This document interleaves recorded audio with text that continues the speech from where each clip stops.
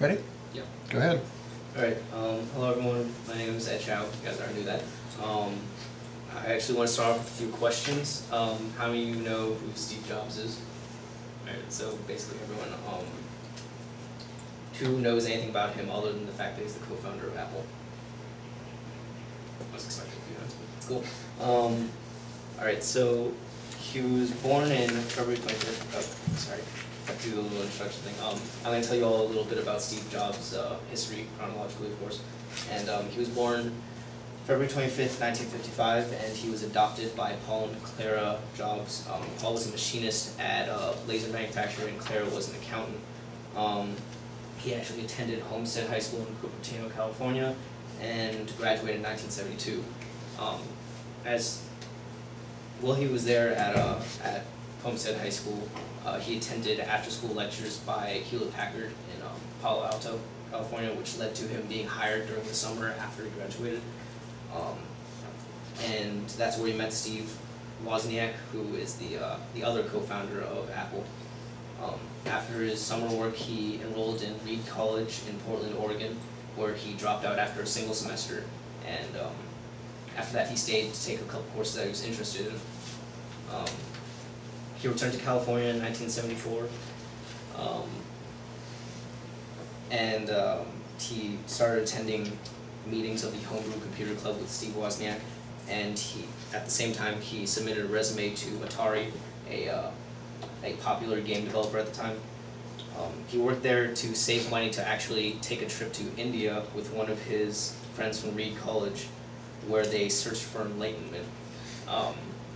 While he was there, he did a lot of experimenting with psychedelics, and he said that his LSD trips were some of the most important things that he had done in his life. When he returned to California, he had shaved his head and he was wearing traditional Indian clothing. So, in 1976, he founded Apple with Steve Wozniak and several other people. And it started off as just a company that built computers and sold them, and this is Steve Jobs and Steve Wozniak, and that is the first computer that Apple built. And the company was doing really well in the next couple of years, so they decided that it was time to search for executives to help run the company. And Steve Jobs was actually able to lure John Scully from Pepsi Company, the CEO at the time, in 1983. And near the end of 1984, an industry-wide sales slump actually led to the deterioration of the working relationship between Steve Jobs and John Scully, leading to Scully firing Jobs in May 1985. When he left Apple, he founded Next Computer, and their line of computers was more expensive than most computers, but it was technologically advanced. They were the first computers to have built-in Ethernet ports, which is where you plug in the internet cord, if you didn't know. And one of the computers in their lineup was the NextCube, which Jobs said was geared towards interpersonal commuting, which would make it easier for people to communicate and collaborate. While he was working at Next, or working on Next, he actually bought Pixar from Lucasfilm, and it was meant to be a high-end computer graphics hardware company, but in the next couple of years it didn't do so well, so it signed a 10-year contract with Disney to produce computer-generated movies. And that 10-year span, they made Toy Story, A Bug's Life, Toy Story 2, Monsters Inc., Finding Nemo, The Incredibles, Cars, Ratatouille, WALL-E, and Up. Around 2003 and 2004, the contract was coming to an end with Disney, and Jobs entered negotiations with the Disney CEO, and in 2005 they decided to buy Pixar for $7.4 billion in stock, which made Jobs the single largest shareholder of Disney with 7%, while even Roy E. Disney, a descendant of the founder, only had 1% share of the company. So in 1996,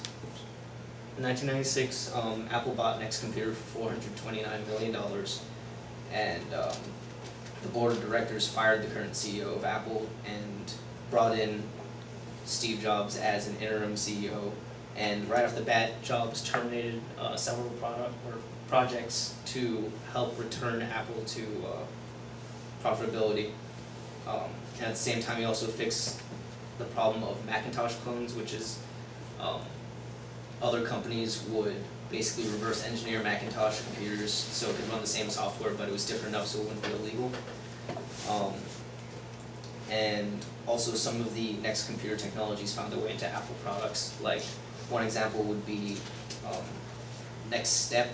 I'm not actually exactly sure what it did. It became Mac OS X, which is the current operating system for all Macintosh computers. And then in 5:30. in 2000, Jobs dropped the interim part of this title and he became the permanent CEO of Apple. And until today, he has worked hard to rebrand Apple and release popular products such as the iMac, iPod, iTouch, iPhone, and now the iPad. I hope you all found this topic to be at least somewhat interesting. And now if someone asks you, you can say that you know a little more about Steve Jobs other than that he founded Apple. I also forgot to put in a bibliography in the presentation. Okay, thank you.